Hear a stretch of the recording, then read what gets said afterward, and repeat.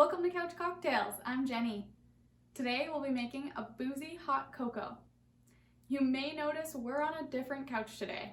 That's because we're following our province's COVID restrictions.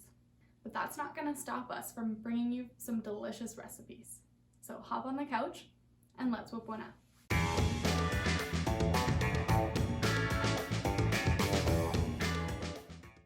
To start off, I've warmed my mug with some hot water for a few minutes to get it really nice and hot. So just gonna pour that out. Try not to spill.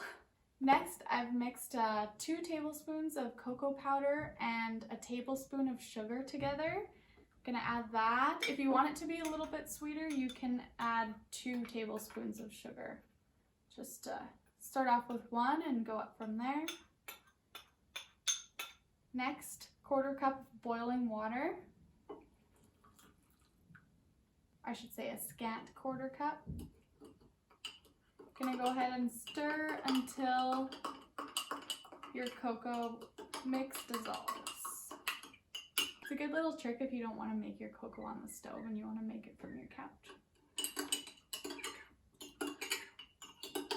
Okay, that's nice and dissolved now. So next, bourbon. I think by now you know I'm a big fan of whiskey, so I usually make this recipe with whiskey. You can also use tequila. If you want to make a Mexican version, you can add a little bit of cinnamon as well. That would be nice in this one too, but I'm just going to keep it really nice and simple. So we're going to go 1.5 ounces of bourbon. You could also use rye if you wanted it a little more spicy. And finally, I've warmed some milk. Just because we've added some water, I want to go for a creamier milk, a thicker milk, so I went with whole milk. Make it nice and creamy.